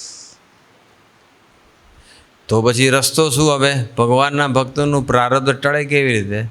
તો ભગવાનના ભક્તોનું પ્રારબ્ધ ટાળવું હોય તો છેલ્લાના 7 અને 11 પ્રમાણે જેવી ભગવાન અને ભગવાનના ભક્ત સાથે આત્મબુદ્ધિને પ્રીતિ છે, જેવી દેહ અને દેહના સગા સંબંધી સાથે આત્મબુદ્ધિની પ્રીતિ છે, એવી ભગવાન અને ભગવાનના ભક્ત સાથે થઈ જાય તો પ્રારબ્ધ ખલાસ થઈ જાય. એના બી ઘણા પ્રસંગો છે, પણ અત્યારે આપણે ટૉપિક ચેન્જ થઈ જાય. આ તો અમને પ્રશ્ન પૂછ્યો, પણ એના રૂટમાં પાછું મહિમા આવે. પછી મેં કીધું કે એથી આગળનું સ્ટેજ છે દાસના દાસ, અને દાસના દાસ થઈ જાય તો પ્રારબ્ધનું અસ્તિત્વ જ ન રહે. અનંત કોટી કલ્પ સુધી એને પાપ કર્યું હોય ને, અનંત જીવોની હત્યા કરી નાખી હોય, અનંત હિંસા કરી હોય, અનંત વિષય ભોગવ્યા હોય, અનંત લૂંટ કરી હોય, અનંત બધા અનૈતિક સંબંધો બાંધ્યા હોય, એવા અનંત જન્મના ભૂંડા કર્મ ભેગા થઈ ગયા હોય, પણ જો એ ભગવાનના ભક્તનો દાસ થઈ જાય ને તો બધાની પૂર્ણાવતિ થઈ જાય એકી સાથે. દાસના દાસ બનવું પડે બસ. ભગવાનના દાસ બનવું કદાચ સહેલું છે, પણ ભગવાનના જે દાસ એટલે એના ભક્તો, એના દાસ બનવું ને એ બહુ અઘરું છે. તો દાસના દાસ બનાય કેવી રીતે? આત્મીય બનાય કેવી રીતે? તો પાછો રસ્તો શું છે? મહિમા. ધ રૂટ અથવા આમ જેને કહેવાય ને કે અક્ષીર ઇલાજ આધ્યાત્મિક માર્ગમાં નડતા પ્રશ્નો, દોષો, સ્વભાવો એ બધાનો જો અક્ષીર જો કોઈ ઇલાજ હોય ને તો ભગવાનનો મહિમા સમજવો તે જ છે. બસ ભગવાન સ્વામિનારાયણ સારંગપુરના 17માં કહ્યું, આંબલીની ડાળખીને ઝાલીને ઉગણમે ઉખાડીને ઊભા રહ્યા થકા બોલ્યા છે શ્રીજી મહારાજ, પૂનમના ચંદ્રમાનું મંડળ, પૂનમનો ચંદ્ર આજે તો હવે પડવો થયો, શરદ પૂર્ણિમા કઈ તારીખે આવે છે? શરદ પૂર્ણિમાનું સેલિબ્રેશન ક્યાં કરવાનું છે આપણે? વડોદરા. કોના સાનિધ્યમાં? એ દિવસે પ્રગટે એના 17. તમને ખબર છે ગુણાતીતન સાહેબની બર્થડેટ કઈ હતી? આમાંથી જેને ખબર હોય હાથ ઊંચો કરે, ત્યાં સુધી હું પાણી પી લઉં. ગુણાતીતની બર્થડેટ બોલો. વર્ષ નહીં બોલો તો ચાલશે, આખું બોલો તો બેસ્ટ. કેટલા જણને ખબર? બોલો જોઈએ. હે કઈ? 28? નો.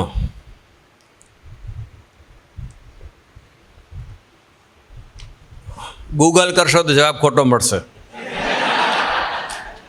ગૂગલમાં ખોટો છે જવાબ, એટલે પ્રશ્ન પૂછ્યો. એમને ગૂગલમાંથી જવાબ આવે છે. ગૂગલમાં એ છે, ગુણાતીતની જોવે ને તો એમાં એ છે, પણ એકચ્યુઅલી એ નથી.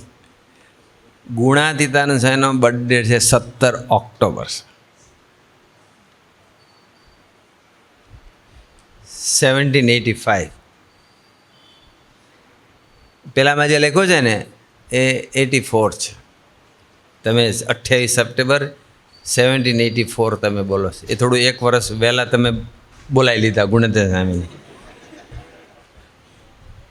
17 ઓક્ટોબર એટલે તે વખતે 17 તારીખ પસંદ કરીને આ વખતે 17 તારીખ પસંદ કરી એમણે.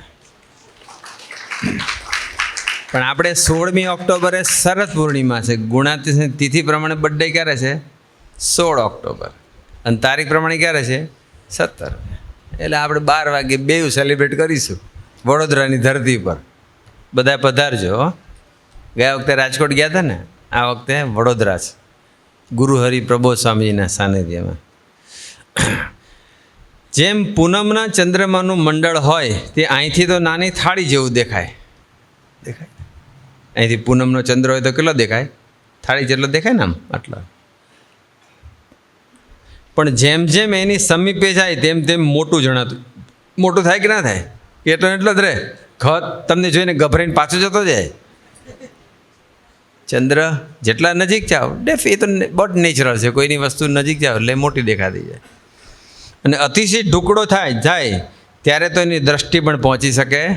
આ બધા જે લેન્ડ થાય છે, ચંદ્રયાન લેન્ડ થયું કે મનુષ્ય જે કંઈ જતા હશે એ ચંદ્ર ઉપર લેન્ડ થાય તો આખું ચંદ્ર જ નજરમાં આવે ના. અહીંથી આખું દેખાય પણ નાનું દેખાય. તેમ માયારૂપી અંતરાય ટાળીને જેમ જેમ ભગવાનને ઢુકડું થવાય છે તેમ તેમ ભગવાનની પણ અતિ અપાર મોટપ જણાતી જાય છે અને ભગવાનને વિશે દાસપણું પણ અતિ દ્રઢ થતું જાય છે. એટલે જેમ જેમ ભગવાન સાથેનો સંબંધ વધે અને જેમ જેમ ભગવાનનો મહિમા સમજાય તેમ તેમ દાસપણું દ્રઢ થતું જાય. જ્યાં સુધી મને માન નડે છે ને હજુ મહિમા નથી સમજાણો. રાઈટ? હઠમાન ઈર્ષા મને નડે છે, હજુ મને આમ વાણીથી નપાસ થઈ જાઉં છું, હજુ હું કોકને જાન પણ આપી દઉં છું, ત્યાં સુધી હજુ મને મહિમા સમજાણો નથી. એટલે આપણે આવો મહિમા સમજવો છે. આજે હજુ મહિમાની વાતો તો કરી જ નથી. આજે તો હું એનું ઇમ્પોર્ટન્સ સમજાવું છું કે શા માટે આપણે મહિમા સમજવો જોઈએ.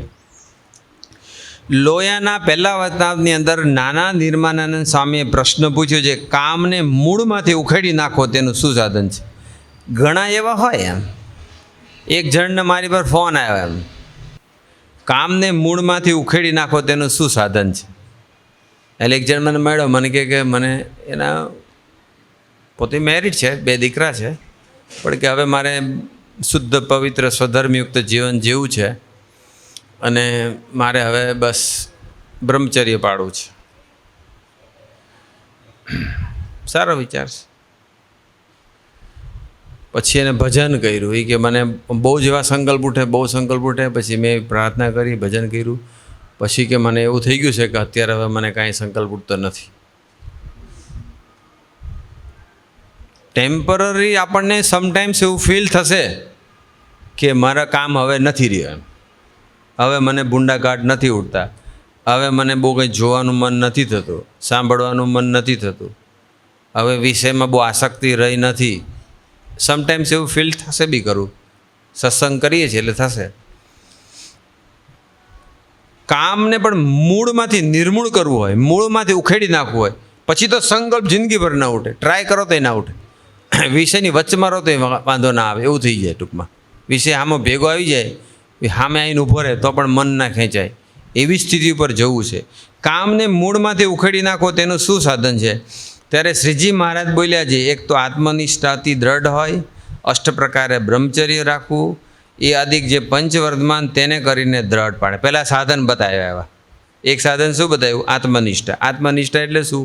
તો કે હું દેહ નથી પણ હું આત્મા છું એવું માનવાનું. એ ડિફિકલ્ટ છે, એને પછી વાત કરીશું. બ્રહ્મચર્ય વ્રત રાખવું, એ આદિક જે પંચવર્ધમાન તેને દ્રઢ કરીને પાડે અને ભગવાનનો મહિમા અતિશય સમજે, એ ઉપાય કરીને કામનું મૂળ ઉખડી જાય છે. અને કામનું મૂળ ઉખડી જાય તો પણ બ્રહ્મચર્યાદિક નિયમમાંથી કોઈ રીતે ડગવું નહીં. અને પછી છેલ્લે એક લીટી લખે છે, અતિશય કામનું મૂળ ઉખેડવાનો તો ઉપાય એ જ છે જે ભગવાનનો મહિમા સારી પેઠે સમજવો. સમજીએ તો છીએ, પણ મહારાજે શું કીધું? સારી પેઠે સમજવો છે. તો કેટલો બધો મહિમાની વાતો સાંભળવી પડશે. એક દિવસમાં કાંઈ મેળ પડે? Rome was not built in a day. આજે આંબો વાવે ને કાલે કેરી થાય. રાજાનો કુંવર ગમે એટલો હોય ને આજે ગમે એટલું ખવડાવે એક દિવસમાં મોટો થાય નહીં. એમ મહિમા એક દિવસમાં વૃદ્ધિ પામે નહીં. અને વૃદ્ધિ પામ્યા પછી સ્થિર કરવું હોય, મહિમાની વાતો સાંભળવી અને કરવી, પછી સ્થિર કરવી પડે, અંદર સ્ટેબલ. આ તો આવે છે ને જાય છે, આવે છે ને જાય છે. અત્યારે આમાંથી એક એવો નહીં હોય કે જેને મહિમાની વાતો ભૂતકાળમાં ઓછા વત્તા હું છે નહીં સાંભળી છે. ટકતી નથી ને. એ ટકે એના માટે શું કરવું જોઈએ? એટલા માટે આ વાક્ય પહેલા પ્રકરણની પહેલી વાત, પહેલી લીટી છે. ભગવાનને મહિમાની વાતો, સાધુના મહિમાની વાતો નિરંતર કરવીને, એમાં કોઈ જાતનો ગેપ નહીં પડવા દેવાનો, તો મેળ પડે. રાઈટ? એટલે મહિમા સમજવાથી જ વાસના નિર્મૂળ થાય છે. તો આવું તો ઘણું બધું છે. ભગવાને મહિમા સમજાયો છે. એમ માનો કે સત્સંગની અંદર ઘણા છે ને, ઘણા એમ થાય ખરો આટલો દેખાતો ને હવે દેખાતો નથી, તો મારો તો એવું નહીં થાય ને. તો સત્સંગમાં પાયો અચળ રાખવો હોય, સત્સંગ છૂટે જ નહીં, ઉમંગ એક ધાર્યો રહે, ભક્તિમાં કન્સિસ્ટન્સી રહે, રાઈટ, સેવામાં કન્સિસ્ટન્સી રહે, સ્વાધ્યાય ભજનમાં કન્સિસ્ટન્સી રહે, બધું રહે. અને કોઈ પણ સંજોગોમાં ગમે તેવા પ્રસંગ કે ગમે તેવા દેશકાળ આવે છતાંય પણ સત્સંગ છોડીને જવાનું મન ન થાય, એવો સત્સંગમાં અચળ દ્રઢ પાયો કરવો હોય તો શું કરવું જોઈએ? તો એનો પણ ભગવાન સ્વામિનારાયણ જવાબ આપે છે.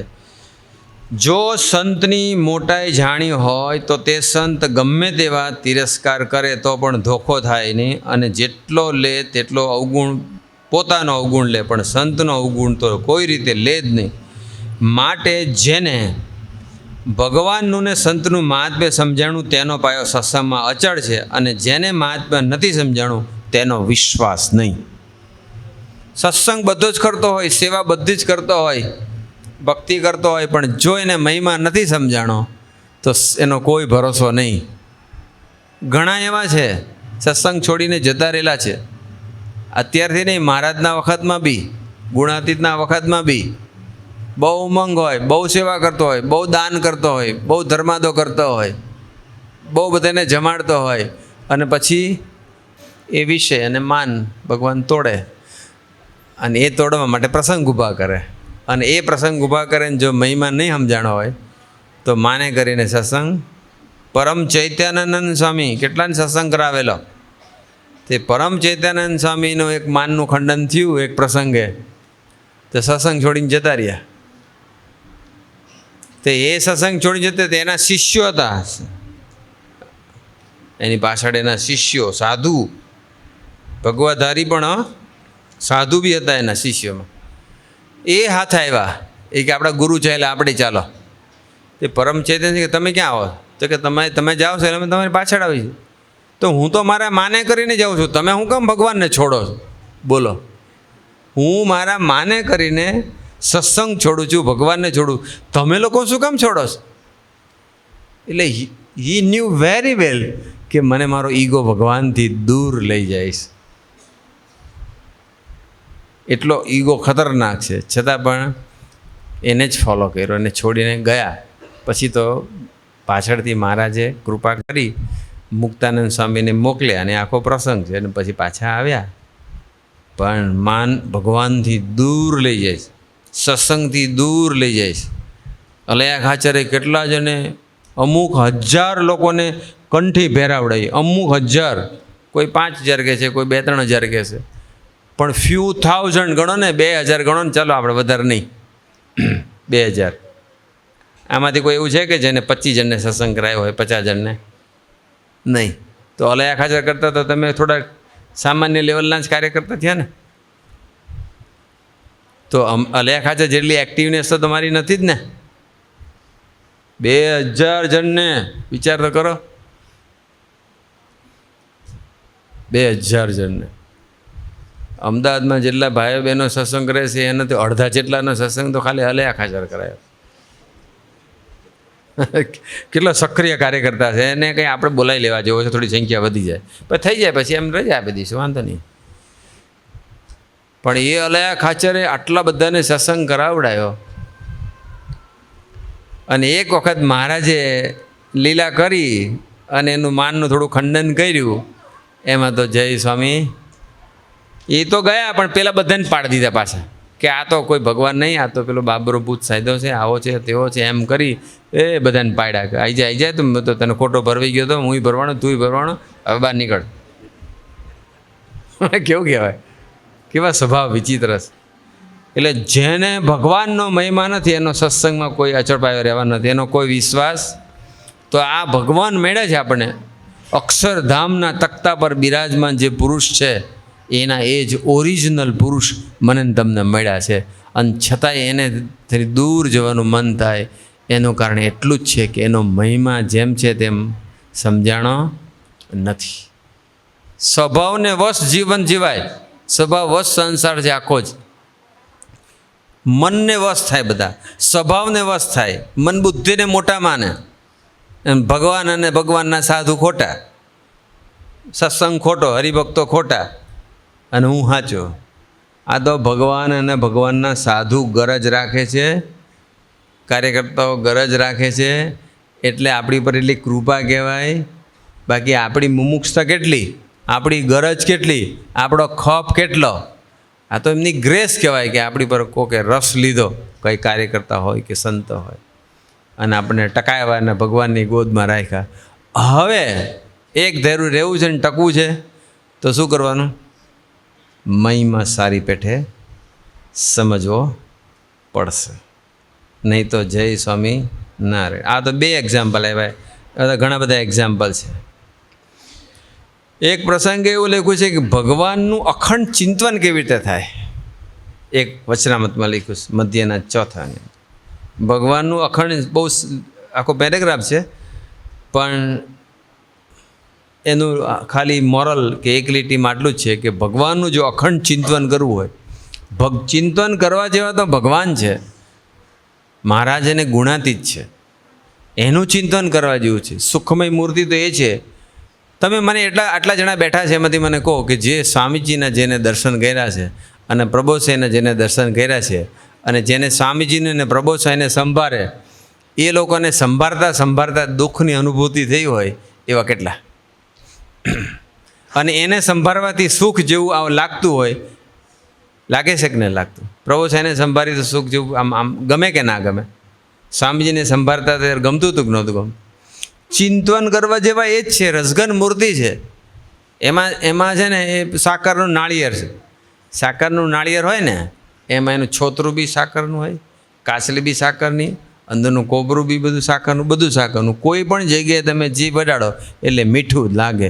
એમ આને કોઈ પણ જગ્યાએથી તમે એનું ચિંતન કરો, દર્શન કરો, સ્પર્શ કરો, સેવા કરો, સમાગમ કરો, સુખ જ આવે. એમાં સુખ જ આવે. તો એનું ચિંતન કરવા જેવું. અને જોજો તમે વિષયનું ચિંતન કરશો તો થોડો સમય સારું લાગશે ને પછી એમ થશે કે હું આવું બધું કરું છું, લો પાછું દુઃખ ક્યાંથી આવ્યું? કાલે સુખ આવતું નથી, દુઃખ થઈ ગયું. ભગવાન સિવાય બધું છે ને માયામય કોઈ પણ સુખ દુઃખ વિનાનું હોય જ ઇનબિલ્ટ. માયાના સુખની અંદર દુઃખ એવું હોય ઇનબિલ્ટ હોય જ દુઃખ. પણ એ દુઃખ જ્યારે બહાર આવે ને ત્યારે ખબર પડે. તો ભગવાનની મૂર્તિનું અખંડ ચિંતન કરવું હોય એક ધાર્યું અખંડ, તો એ શું કહે? જવાબ શું આપે છે મહારાજ? મહિમા સમજવો. તે ભગવાનનું મહાત્મ્ય જાણે તેને ભગવાનનું અખંડ ચિંતન થાય. તમે જુઓ, દરેક પ્રોબ્લેમનું સોલ્યુશન અથવા દરેક વસ્તુ સારી વસ્તુ એચીવ કરવી હોય તો એનો રસ્તો કયો બતાવે છે મહારાજ? હજુ તો અડધું જ આવ્યું છે, હજુ ઘણું છે હજુ, પણ આજે હવે પૂરું કરીશું. આજે તો મહિમા હું કામ સમજો એની વાત આવે, અને કાલથી પછી મહિમાના પ્રસંગો. હજુ મહિમાની પ્રબોધ સ્વામી જે ડેફિનેશન આપી છે આપણે કાલે કરીશું, સમજીશું. તમે સાંભળેલી હશે પણ આપણે ડિટેલમાં કાલે સમજીશું. ભગવાનનું મહાત્મ્ય જાણે તો તેને ભગવાનનું અખંડ ચિંતન થાય છે. અને જ્યાં સુધી આ વાક્ય સાંભળજો, જ્યાં સુધી વિષયનો લીધો લેવાય, ઇતિહાસ ભૂગોળ ને એની વાત નહીં કરતા હું, બધી એ વિષયની પંચ વિષયની વાત કરું છું. જ્યાં સુધી વિષયનો લીધો લેવાય ત્યાં સુધી એ ભક્તે ભગવાનનો અલૌકિક મહિમા જાણ્યો જ નથી. સમજાણું? એટલે મહિમા મને સમજાણો છે કે નથી સમજાણો એના માટેનું સિમ્પલ જ છે, બે જ વસ્તુ છે. હજુ મને વિષયમાંથી આસક્તિ છે. I have not understood the glory of God very well. અથવા હજુ મને સ્વભાવ નડી જાય છે, અઠમા દિવસે પજવી જાય છે, હજુ મને મહિમા સમજાણો. હવે તમે કહો છો કેટલા જણને ભગવાનનો અલૌકિક મહિમા સમજાઈ ગયો છે? અને જે આમાંથી કાલે નહીં આવે, ફોટો પાડી લઉં હમણાં. પેલો કે આપણે તો ખૂણામાં બેઠા હતા, આપણને કોણે જોયા જ નહીં હોય એમ. ભાઈ મેં નહીં જોયા પણ પહેલાં તો બધું જોયું છે ને. આપણી હરેક સેકન્ડની ફોટોગ્રાફી. હા, અને એના અમુક કેમેરા અઘણાય આમ જોયા. કેમેરા આમ છે ને તો કેમેરા નીચેથી બધું આઘું પાછું કરે એમ. ભગવાનનો કેમેરો એવો છે કે કોઈ એવી સ્પોટ નથી કે એના કેમેરામાં આવતું ના હોય. અને 24 કલાકની હરેક સેકન્ડ બેડરૂમ બાથરૂમ બધે જ, હા, બધી જગ્યાએ એનો કેમેરો ફરતો જ હોય છે. પણ એ કેમેરાની જે સીસીટીવી ફૂટેજ આપણે દેખાડતા નથી એ એની કૃપા છે. બાકી ફૂટેજ દેખાડવા માંડે તો સુસાઇડ જ કરવા માંડે બધા. મેં આવું કર્યું. ભગવાન બહુ દયાળુ છે, કાલે સમજશે, આજે સમજશે, કાલે સમજશે, કાલે આપણને માફ કર્યા જ કરે છે. ભગવાનની એક કરુણા છે. અને બીજી બાજુ આપણી પાછળની ગરજ પણ ઓછી થતી નથી. બોલો કેવા ભગવાન આપણને મળ્યા છે. જ્યાં સુધી વિષયનો લીધો લેવાય ત્યાં સુધી એ ભક્તે ભગવાનનો મહિમા સમજાણો નથી. હવે મહિમા કેવી રીતે સમજાય એ આપણે પછી વાત કરીશું. પણ સમય જોઉં છું 10:39 થઈ ગઈ છે. થોડી વારમાં આપણે પૂરું કરીશું. કાલે બધા જ સમયસર આવી જાઓ. 9 વાગે 8:30 આપણે ધૂન ભજન કીર્તન સ્ટાર્ટ થઈ જશે અને 9 વાગે અક્ષરપીઠ ઉપરથી મહિમાની વાતો શરૂ થઈ જશે શાર્પ. નક્કી જ કર્યું. મને પેલા પૂછવાયા 2 જણા 9 વાગવા આવ્યા ને, લગભગ 8:55 પૂછવાયા. મને કે હજુ આપણે શું કરીએ, હજુ રાખીએ ને થોડા કીર્તન અંતે. નહીં, 9 વાગે મને આપી દેવાનું બસ. તે વખતે હાર્ડલી કેટલા હશે ખબર છે? 50 જણા હશે. ખપ હોવો જોઈએ આપણને સામે, ખપ નથી આપણને. એટલે કાલથી બધા આવી જજો સમયસર. સમયસર આવશો તો પછી આપણું સમયસર પૂરું થશે. આપણને જે બધું નડે છે, ક્રોધ નડે, આમાંથી કેટલા જણા એવા છે કે જેને ગુસ્સો નથી આવતો? હાથ ઊંચો કરો પ્લીઝ. 1, હા 1 તો નીકળ્યા. પેલા કાકા 1 છે, ખુરશી ઉપર બેઠા છે. બીજા કોઈને ગુસ્સો ના આવતો એવો? હજુ તો 4-5 વસ્તુ પૂછવાનો હતો, એમાં એકમાં જ પતી ગયું. ક્રોધ, માન, ઈર્ષ્યા છે ને બધું ટક્યું છે કે નીકળી ગયું? અચ્છા, ટક્યું તો વાંધો નહીં, પણ તમારે રાખવું છે કે ટકાવવું છે કે કાઢવું છે? કેટલા જણને કાઢવું છે? બધાને જ કાઢવું છે ને. ભગવાન સ્વામિનારાયણ વાત કરે છે. શ્રીજી મહારાજ બોલ્યા એમ,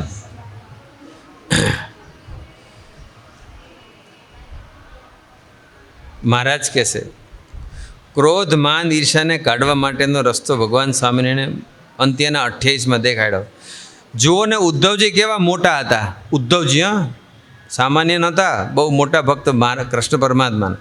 ને કેવા ડાયા હતા, સામાન્ય નહોતા, નીતિમાં કુશળ હતા, રાજા હતા, વિદ્વાન હતા. સામાન્ય નહોતા, સામાન્ય સ્ટેટસ નહોતું. લૌકિક રીતે પણ, જ્ઞાનની દ્રષ્ટિએ અને લૌકિક સ્ટેટસ બધી રીતે આપણા બધા કરતાં આગળ હતા. પણ જો ભગવાનની મોટાઈને જાણતા હતા તો ભગવાનને વિશે હેતવાળી જે વ્રજની ગોપીઓ, તેના ચરણની રજને સારું વનવેલીનો અવતાર માગ્યો. કૃષ્ણ ભગવાન એને શું માગ્યું કે હે ભગવાન, કે આ જે વૃંદાવન છે એમાં જે આ બધી લત્તા છે, તૃણ છે, વેલી છે, બધી ફૂલ છે, કે જેને ગોપીઓની ચરણરજ મળે છે, તો મને એવી વેલી બનાવો, કે લત્તા બનાવો, કે તૃણ બનાવો, જેથી કરીને એ ગોપીની ચરણનો રજનો એ મને સ્પર્શ મળે. કૃષ્ણ પરમાત્માની ચરણરજની વાત કરી, કૃષ્ણ પરમાત્મા ચરણરજને અધિકારી થવા માટેની વાત નહીં કરી. ગોપીઓ 16,108 ગોપીઓ, એને વિચાર કરીએ તો એ આટલા મોટા ઉદ્ધવજી હતા, અને છતાં માગ્યું કેવું કે વ્રજની ગોપી તેના ચરણની રજને પામ્યા સારું વનવેલીનો અવતાર. તમને એવું થાય કે વનવેલીનો અવતાર આપો? એ પ્રભુ સ્વામી એવીડીમાં મંદિરની સામેના ગ્રાઉન્ડમાં લોન ઉપર સવારે વોક કરે છે, અને ત્યાં રોજ જે વોક કરે એટલે પગ એમના એટલા બધા ઉઘાડા પગે વોક કરે છે. તો હે પ્રભુ, મને ઘાસ બનાવજો બસ, જેથી કરીને પ્રભુ છે એના ચરણ સ્પર્શ મને મળે. એવો સંકલ્પ ઉઠે? પ્રભુ સ્વામીજીની વાત નથી, આ કૃષ્ણ પરમાત્માની વાત નથી, ગોપીના ચરણ. તો એ ઉદ્ધવજીને ભગવાન કૃષ્ણના સંબંધવાળી ગોપીઓ કે એના ભક્તોનો કેટલો બધો મહિમા હશે, રાઈટ? તથા બ્રહ્માએ પણ એવું માગ્યું, રાઈટ? એવી રીતે બ્રહ્મા પણ ભગવાનનું મહાત્મ્ય જાણતા હતા. એવી રીતે જો મહાત્મ્ય સમજે તો ભગવાન અને સંતની એવી જો મોટાઈ જાણતો હોય તો માન, ઈર્ષા, ક્રોધ રહે જ નહીં, અને તેની આગળ દાસાનું દાસ થઈને વર્તે, અને ગમે તેટલું અપમાન કરે તો પણ તેના સંગને મૂકીને છેટે જવાને ઈચ્છે જ નહીં. શું આવ્યું સમજવા જેવું? મહિમા જ. આપણે મહિમાની વિશેષ વાતો આપણે કાલે સમજીશું. આજના શુભ અને મંગલકારી દિવસે ગુરુ હરિના ચરણોમાં પ્રાર્થના. ભગવાન સ્વામિનારાયણ, ગુણાતીતાનંદ સ્વામી, શાસ્ત્રી મહારાજ, યોગી મહારાજ, સ્વામીજી, પ્રબોધ સ્વામી, સૌ ગુણાતીત પુરુષોના ચરણોમાં પ્રાર્થના. બસ તમે જેવો મહિમા, પ્રબોધ સ્વામીજીને કેવો મહિમા, ખાલી એક નાનકડી વાત કરી લો એમ. પ્રબોધ સ્વામીજીને બહુ સંબંધવાળાનો મહિમા, બહુ જ. જ્યારે પ્રબોધ સ્વામી આવું તો એટલી બધી વખત બન્યું છે ને, ઇવન આ અમદાવાદના વિચરણમાં હતા ને ત્યારે બી એવું બનેલું. મારી સાથે 2-3 વખત આ વખતે બર્લિનમાં પણ બન્યું. બર્લિનમાં એક વખત એવું હતું કે સંજોગોના અધીન પછી મારે સેવામાં રહેવાનું થયું હતું પ્રબોધ સ્વામીની એક અમુક પધરામણી વખતે. સંતો બહાર જવાનું હતું, સાથે જે સંત હતા એને, એટલે પછી હું હતો. તો પ્રબોધ સ્વામીજી ગાડીમાં બેસે ને એટલે પાછલા દરવાજામાં ઠાકોરજીને લઈને હું બેસું. મૈત્રી સાંઈ બી હતા સાથે, પણ ઠાકોરજી મારા હાથમાં હોય. તો ઠાકોરજીને લઈને બેસવાનું થાય ને એટલે પેલો દરવાજો ખોલવામાં, તો બધા જે યુવકો હોય સાથે કે હરિભક્તો હોય, એટલે પ્રબોધ સ્વામી જેમ આવે ને એટલે સીધો પ્રબોધ સ્વામી દરવાજો ખોલે. અને પ્રબોધ સ્વામીનો દરવાજો ખોલવો જાય એટલે પ્રબોધ સ્વામી પાછલો દરવાજો ખોલે, પાછલો. મને કેમ પછી એ પાછા થોડા ગરમ બી થાય.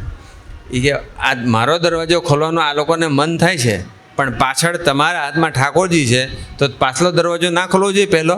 મીન્સ કે ઠાકોરજી માટે પહેલો દરવાજો ના ખોલવો જોઈએ? તમે ટ્રેનિંગ આપી નથી બર્લિનમાં, એવું કહેવા સામે. એમાં એવું અમદાવાદમાં કીધું હતું. હવે અલગ અલગ તો કેટલી બધી ટ્રેનિંગ આપી, પણ આજે તમને કહી દીધું. હવે અહીં જ્યારે પધરામણી આવે ત્યારે ધ્યાન રાખજો બસ. કોઈ બી સંત હોય. એટલે આ વખતે બી થોડાક બોલ્યા 2 શબ્દ. તમે ટ્રેનિંગ નથી આપી, પણ મોટા પુરુષ આપણી પર કહી શકે ને અધિકાર કરી શકે ને, એ જ આપણું મોટું સૌભાગ્ય કહેવાય. બસ પણ આપણે એનો મહિમા સમજ્યો છે. તો એને કેવો મહિમા? એમ ઠાકોરજી તો બરાબર છે, પણ સાથે સાથે એ તો ઘણી વખત ચપ્પલ બી ઉંચકી લે. અહીંયા એક વખત ચપ્પલ ઉંચકેલા સુગનેશ સ્વામીના, આ જિજ્ઞેશભાઈ વીરપરિયાની ક્લિનિક પર આવ્યા હતા બોપલ, ત્યારે મને યાદ છે ને એમના ચપ્પલ કોઈ ગોઠવતા, એમને સુગનેશ સ્વામીના ચપ્પલ લે. સંબંધવાળાનો મહિમા. બસ સંબંધવાળા કેવા છે, કેવા સ્વભાવ પ્રકૃતિ, કાંઈ નહીં, સંબંધવાળા છે ને એવો મહિમા આપણે સમજ્યો છે. અત્યારે શું છે, સ્વભાવ દેખાય છે એટલે સંબંધ મહિમા સમજાતો, અને મહિમા એટલો બધો ઠસો ભરી દઈએ એટલે સ્વભાવ દેખાતો બંધ થઈ જાય છે. એવો ઠસ મહિમા મારા હૈયામાં ને તમારા હૈયામાં પ્રબોધ સ્વામી જલ્દી ભરી આપે, એ જ એમના ચરણોમાં પ્રાર્થના. સજાનંદ સ્વામી મહારાજની